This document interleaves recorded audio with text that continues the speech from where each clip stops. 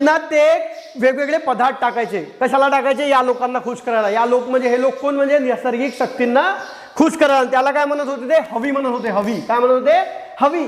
आणि त्या हवीवरूनच काय शब्द आला बेटा माहिती आहे का? हवन करतो ना आपण. हवन आपण म्हणतो ना, तिथं हवन आहे की नाही? तिथं ते जाळतात, इथं टाकतात, तिथून ते आलं हवन, है ना. सुरुवातीला यज्ञविधींचे स्वरूप कसे होते? साधे होते. कसे होते? साधे होते. पुढे त्यांचे नियम बनू लागले, है ना. आणि ते अधिकाधिक कठीण होऊ गेले. आणि त्यामुळेच हे जे यज्ञ, जे साधे यज्ञ होत होते, साधे एकदम, पुढे पुढे ते कठीण झाले. आणि ते यज्ञ करणाऱ्या पुरोहित लोकांना, कोणाला महत्व आला? पुरोहित लोकांना, पंडित लोकांना. कशामुळे महत्व आला? कारण यज्ञविधी ही हळूहळू काय करून गेली? कठीण बनवून दिली. कोणी बनवून दिली? पुरोहित लोकांनीच बनवली असेल ना. मग त्यांनी ती पद्धती कठीण बनवल्यामुळे त्यांना काय आला? महत्व आला, है ना. वेदकालीन लोकांनी सृष्टीचे व्यवहार कसे चालतात याचाही विचार केला होता. काय विचार केला होता? तर ही सृष्टी कशी चालते, है ना. उन्हाळ्यानंतर पावसाळा येतो, पावसाळ्यानंतर हिवाळा होतो. हे नियमित सृष्टीचक्र, हे नियमित सृष्टीचक्र आपण पण बघतो ना. उन्हाळा येतो, मग पावसाळा येतो, मग हिवाळा येतो, मग उन्हाळा येतो. मग याला आपण काय म्हणतो रे? ऋतू.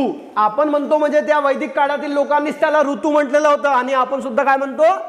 ऋतूच म्हणतो. म्हणजे 1500 वर्षापूर्वी त्यांनी सुरू केलेलं आहे ते आता आपण त्याला पुढे नेतोय ना. आणि हळूहळू विसरून जातोय आपण. प्राणी मात्रांचे जीवन हाही सृष्टीचक्राचाच एक भाग आहे. सृष्टीचक्रात बिघाड झाल्यावर संकट येतात. तसे होऊ नये म्हणून प्रत्येकाने काळजी घ्यायला हवी. कोणीही सृष्टीचे नियम मोडू नयेत. असे वागणे म्हणजे धर्माप्रमाणे वागणे असे समजले जाईल. बघा वैदिक संस्कृतीतील लोक किती महान होते हे असं वरून कळते आपल्याला. एकतर निसर्गाला महत्त्व दिला त्यांनी, निसर्ग पूजक होते. नंतर त्यांनी हे म्हटलं की हा जो सृष्टीचक्र आहे, हे जे ऋतू आहेत, यांच्याच बिघाड व्हायला नाही पाहिजे. यांच्यात बिघाड झाला तर आपलं जीवन संकटात येईल. आणि म्हणून या निसर्गाला वाचवण्याचं काम आपलं आहे, माणसाचं. पण आताचा माणूस करतोय का हे सगळे? आपण तर झाडे कापतोय, गाडी चालवतोय, पोल्युशन करतोय, है ना. नीतिमत्ता कुठं उरलेली नाही. आणि दोष कोणाला देतो? वैदिक संस्कृतीला. कशाला? त्यांनी तर अजून चांगली गोष्ट सांगितलेली आहे आपल्याला की वैदिक संस्कृतीमध्ये तुम्हाला सांगितलेलं आहे की या निसर्गाला वाचवण्याचं काम या माणसाचं आहे. पण हा माणूस एवढा हौसा झालेला आहे की त्याला या गोष्टीची कल्पना नाही. तो फक्त आपला पोट भरण्यात व्यस्त आहे. आणि धार्मिक जी कल्पना होती वैदिक लोकांची, ती कल्पनाच ही होती की आपला काम काय आहे? तर या निसर्गाला वाचवणे, या निसर्गाला वाचवणे. आणि या निसर्गाला वाचवण्यासाठी जे नियम बनवलेले आहेत त्या नियमांना पाळणे हा आपला धर्म आहे. आपला धर्म कोणता आहे? वैदिक धर्म हा आहे आपला, म्हणजे वैदिक लोकांच्या, वैदिक संस्कृतीचा. आणि तेच पुढे आलं, है ना. तर धर्माप्रमाणे वागणे म्हणजे काय? तर निसर्ग नियम तोडायचे नाही असं समजलं जाईल तेव्हा, है ना. बरं, त्यानंतर त्यांची शासन व्यवस्था. कोणती व्यवस्था? शासन व्यवस्था. तर वेद काळात प्रत्येक ग्राम वसाहतीचा एक प्रमुख असे. वेद काळात काय असे? प्रत्येक ग्राम वसाहतीचा एक प्रमुख असे. आणि त्या प्रमुखाला काय म्हणायचे बेटा? ग्रामणी म्हणायचे. काय म्हणायचे? ग्रामणी. ग्रामणी म्हणायचे, है ना. कोणाला? प्रत्येक वसाहती. वसाहती म्हणजे एखादा गाव असेल, जसं गावाच्या मुख्याला काय म्हणतो आपण? सरपंच म्हणतो. मग त्या काळी गावाच्या प्रमुखाला काय म्हणायचे? ग्रामणी म्हणायचे. काय म्हणायचे? ग्रामणी, है ना. मग अनेक ग्राम वसाहतीचे मिळून काय तयार झाले? 20. काय तयार झाले? 20. कशाचे? भरपूर गावे मिळून. जसं आता वाघाडे, नागसर हे सगळं मिळून एक पूर्ण तयार होतो ना ग्रुप, तसं हे ग्राम मिळून काय तयार झालं? 20. आणि ह्या सगळ्या विषांच्या मिळून काय तयार होतो? जन. काय तयार झाला? जन. या विषांच्या मिळून काय तयार झाला? जन तयार झाला, है ना. आणि हे जे जन होते, हे जन जेव्हा एखाद्या प्रदेशात राहायचे, एकाच प्रदेशात राहायचे, तेव्हा त्या जनाला काय नाव दिलं? जनपद. काय नाव दिलं? जनपद नाव दिलं, है ना. कशी झाली बघा? पहिले ग्रामणी. या ग्रामणीचा जो ग्रुप तयार होतो त्याला म्हणतात 20. काय म्हणतात? 20. आणि या 20 लोकांचा जो ग्रुप तयार होतो त्याला काय म्हणतात? जन. आणि हे जन जेव्हा एका ठिकाणी स्थिर लावले त्याला काय म्हणतात? जनपद. काय म्हणतात? जनपद, है ना. बरं, तर ग्रामाच्या प्रमुखाला, ग्राम जो असतो वसाहत, त्याच्या प्रमुखाला ग्रामणी म्हणायचे, है ना. आणि ग्राम मिळून जे 20 तयार झाला याच्या प्रमुखाला म्हणायचे विषपती. काय म्हणायचे? विषपती. विषपती म्हणायचे. काय म्हणायचे? विषपती म्हणायचे, है ना. बरं, आणि या जनच्या प्रमुखाला काय म्हणायचे? नृप म्हणायचे. नृप. नृप. काय म्हणायचे? नृप किंवा राजा. काय म्हणायचे? नृप किंवा राजा. कोणाला? या जनच्या प्रमुखाला. हा जन कसा बनला समजला? ग्राम 4-5 गाव मिळून 20 झाला आणि 4-5 20 मिळून जन झाला. आणि जनच्या प्रमुखाला काय म्हणायचे? राजा किंवा नृप म्हणायचे है ना. आता या नृपचं काम काय होतं बेटा? तर नृपचं काम होता प्रजेचे रक्षण करणे. कोणाचे रक्षण करणे? प्रजेचे. जसे आपल्या पंतप्रधानाचं काम आहे है ना, आपल्या देशाला बघितलं तशा प्रकारे त्या राजाचं काम काय होता? आपलं रक्षण करणे. कर गोळा करणे. कर गोळा करणे म्हणजे टॅक्स घेणे. टॅक्स है ना. आता गाव चालवायला, घर चालवायला, देश चालवायला पैसे लागतात की नाही? मग ते पैसे कुठून घेतात? ते आपल्याकडून घेतात. तसं तेव्हा आपण ते टॅक्स गोळा करत होते है ना. आणि उत्तम प्रकारे राज्य कारभार करणे हे सगळे काम कोणाचे होते? तर या राजाचे होते है ना. बरं, आता राज्य कारभार चालवण्यासाठी ते काही अधिकारी नेमायचे. काय नेमायचे? अधिकारी नेमायचे. आता पण अधिकारी असतो, कलेक्टर असतो, तहसीलदार असतो है ना, शिक्षक असतात, सगळे लोक असतात. मग तसा जुन्या काळी पण काय नेमायचे? अधिकारी नेमायचे. वैदिक संस्कृतीमध्ये सुद्धा है ना. त्याच्यामध्ये पुरोहित आणि सेनापती हे 2 प्रमुख पद होते. कोणकोणते? पुरोहित. कोणकोणते 2 प्रमुख पद होते बेटा? पुरोहित आणि सेनापती. सेनापती म्हणजे कोण? तर सेनेच्या प्रमुख. जो सेना असते ना त्या सेनेच्या प्रमुख कोण? सेनापती है ना. कर वसुली करण्यासाठी नेमलेल्या अधिकाऱ्याला, जो कर वसुली करणारा अधिकारी होता त्याला काय म्हणायचे? भागदूत. काय म्हणायचे? भागदूत. भागदूत म्हणायचे. कोणाला? जो कर वसूल करायचा, टॅक्स घ्यायचा है ना, गावात फिरून फिरून. आपल्या इथं कोतवाल येतो पैसे घ्यायला, घराचा टॅक्स द्या म्हणे, घराचा टॅक्स नाही भरलं तुम्ही, तसा तिथं पण अधिकारी होता. त्याला काय म्हणायचे? भागदूत म्हणायचे है ना. भाग म्हणजे वाटा आणि जनच्या उत्पन्नातील राजाचा भाग गोळा करणारा तो म्हणून भागदूत. कोणाचा भाग गोळा करणारा? राजाचा भाग गोळा करणारा तो म्हणजे कोण? भागदूत है ना. बरं, त्या काळात राजाला मार्गदर्शन करण्यासाठी सभा, समिती, विधत आणि जन अशा 4 संस्था होत्या. कोणकोणते? परत सांगतोय. सभा, समिती,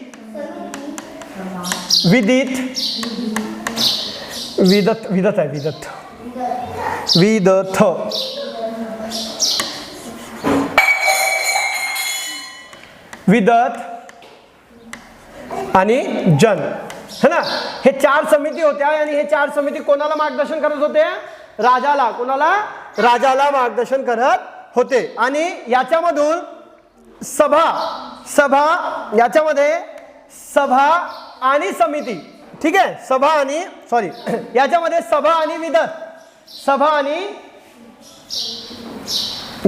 सभा आणि विधत, याच्यामध्ये स्त्रिया सुद्धा होत्या. कोण होत्या? स्त्रिया सुद्धा होत्या है ना. बघा स्त्रियांना किती मानाचा स्थान होता त्यावेळेस है ना. तर सभा आणि विधत मध्ये स्त्रियांना सुद्धा स्थान देण्यात आलेलं होतं है ना. आणि राजा या 4 समितींच्या निर्णयाच्या विरोधात जाऊ शकत नव्हता. हे 4 समिती जे सांगतील तेच राजाला करावा लागत होता. आता तसं आहे का? आता आपण एखाद्या निवडून दिला आमदाराला की तो आपल्या मनानुसार वागतो, आपण काही करू शकत नाही है ना, कारण आपण त्याला चढवून घेतलं ना आपल्या डोक्यावर. तर अशा प्रकारे हे असते ना. राज्यातील ज्येष्ठ व्यक्तींच्या मंडळात सभा म्हणत. सभा कोणाला म्हणत? जे गावातील है ना, गावातील कोण? ज्येष्ठ मंडळी. आपल्या गावात पण जे बुडगे लोक आहेत, जुने लोक आहेत, त्यांना आपण मान सन्मान देतो की नाही, तसं गावातील ज्येष्ठ लोकांची मंडळी होती, त्याला काय म्हणायचे? सभा म्हणायचे. काय म्हणायचे? सभा म्हणायचे है ना. 4 समितीपैकी एक सभा, त्याच्यामध्ये ज्येष्ठ लोक होते. तर लोकांच्या सर्वसाधारण बैठकीत समिती, गावातील पूर्ण लोक जे बसायचे त्याला काय म्हणायचे? समिती. काय म्हणायचे? समिती. आपण काय म्हणतो? ग्रामसभा म्हणतो. ग्रामसभा होते की नाही 15 ऑगस्ट 26 जानेवारीला, मग ते समिती सारखं झालं ते है ना, समिती. आणि समितीमध्ये कोणाचा सहभाग होता? तर गावातील लोकांचा. जसं ग्रामसभेमध्ये पूर्ण गावातील लोक असतात, तसं वैदिक संस्कृतीमध्ये समिती नावाची कमिटी होती, तिथं गावातील लोक होते है ना. पुढे वैदिक विचार प्रवाहात स्मृती व पुराण नावाचे वाङ्मय निर्माण झाले. आतापर्यंत जे वाङ्मय बघितले आपण, कोणकोणते वाङ्मय बघितले? 4 वेद बघितले, ब्राह्मणे, अरण्यके, उपनिषद बघितले. पुढे काय तयार झाले बेटा? अजून स्मृती आणि पुराण. बरं, वेद, स्मृती, पुराणे, स्थानिक लोकधारणा इत्यादीवर आधारलेला धार्मिक प्रवाह कालांतराने हिंदू या नावाने ओळखला जाऊ लागला. कोणत्या नावाने ओळखला जाऊ लागला? हिंदू. आपण म्हणतोय आपण हिंदू आहोत, बोलतो ना आपण, हिंदू आहे माझा धर्म. मग तो हिंदू धर्म म्हणजे काय? तर ही जी वैदिक संस्कृती आहे, ही वैदिक संस्कृती पुढे जाऊन काय बनली? हिंदू. आणि याला हिंदू हे नाव कशावरून भेटलं बेटा? सिंधूवरून. कशावरून? सिंधू म्हणजे सिंधू नदीच्या खोऱ्यात ही वैदिक संस्कृती होती आणि त्या सिंधूला तिकडचे लोक म्हणजे कोणते पश्चिम जगातले लोक काय म्हणायचे सिंधूला हिंदू बनवू लागले हिंदू आणि त्या हिंदूवरून आपल्या संस्कृतीला हिंदू हे नाव भेटलं काय नाव भेटलं हिंदू है ना प्राचीन भारतात यज्ञविधी आणि वर्णव्यवस्था यांच्या बाबतीत वैदिक प्रवाहापेक्षा वेगळी भूमिका घेणारे धार्मिक प्रवाह अस्तित्वात होते प्राचीन भारतात यज्ञविधी आणि वर्णव्यवस्था यांच्या बाबतीत वैदिक प्रवाहापेक्षा म्हणजे वैदिक जी बातमी होती वैदिक ज्या गोष्टी होत्या त्याच्यापेक्षाही वेगळा विचार करणाऱ्या काही धार्मिक प्रवाह अस्तित्वात होते ते जे धार्मिक प्रवाह होते ते उत्तर वैदिक काळ म्हणजे काय तर इसवी सन पूर्व 500 मध्ये त्यांचा उगम झाला वैदिक संस्कृतीपेक्षा वेगळा विचार करणारी जी परिस्थिती आली ते जे आहे ते केव्हा आले संस्कृतीपेक्षा वेगळा विचार करणारी जी धार्मिक प्रवाह आले ते केव्हा आले इसवी सन पूर्व 500 मध्ये यायला सुरुवात झाली त्याच्यामध्ये दोन मुख्य आहेत जैन आणि बौद्ध कोणते जैन धार्मिक प्रवाह आणि बौद्ध धार्मिक प्रवाह हे आपण पुढच्या घटकात शिकून घेऊ की बौद्धांचा जन्म केव्हा झाला बौद्ध धर्माची स्थापना कोणी केली जैन धर्माची स्थापना कोणी केली कशी केली का झाली लोक त्याच धर्मामध्ये का गेले वैदिक संस्कृती वैदिक धर्म सोडून का गेले हे सगळं आपण पुढच्या धड्यात शिकून घेऊ ठीक आहे बरं पुढे आता या धड्यावरील स्वाध्याय बघून घेऊ ठीक आहे चला प्रश्न आहेत आतापर्यंत जे शिकलो त्याच्यावर प्रश्न पहिला काय आहे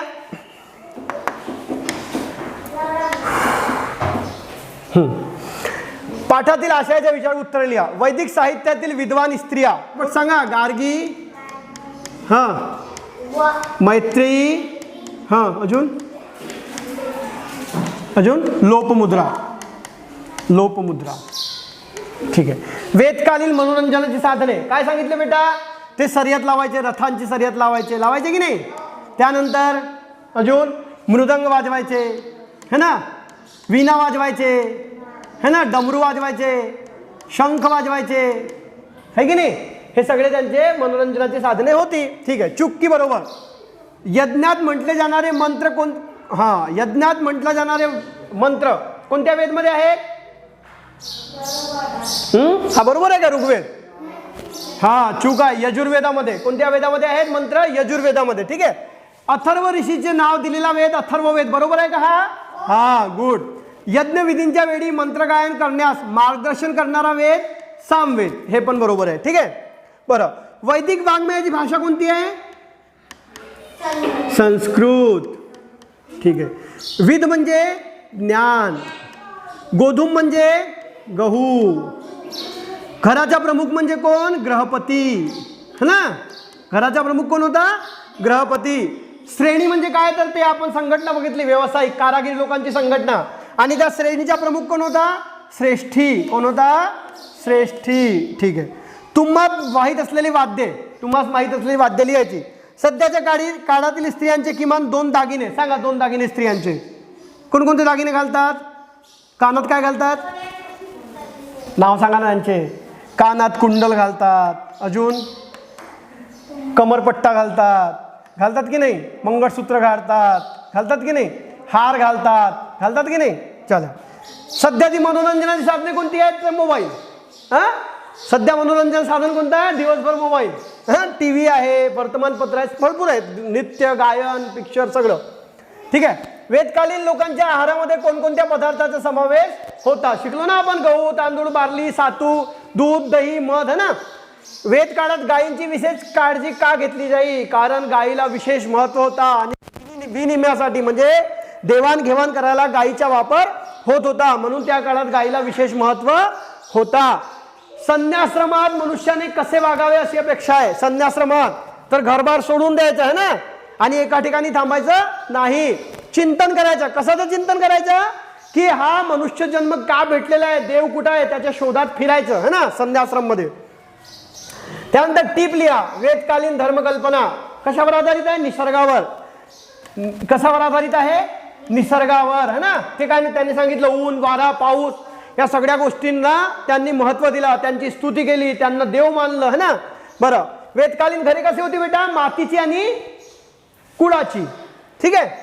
वेदकालीन शासन व्यवस्थामध्ये काय बघितलं आपण 4 समिती बघितली कोणकोणती सभा विदत, अजून विदत, जन आणि एक समिती. ठीक आहे. तर अशा प्रकारे आपण वैदिक संस्कृती हा पाठ संपवलेला आहे. याच्यानंतर आपण वैदिक संस्कृतीमधून जे उदयास आलेले धार्मिक नवीन धार्मिक प्रभाव होते म्हणजे जैन धर्म आणि बौद्ध धर्म हे शिकून घेऊ. धन्यवाद.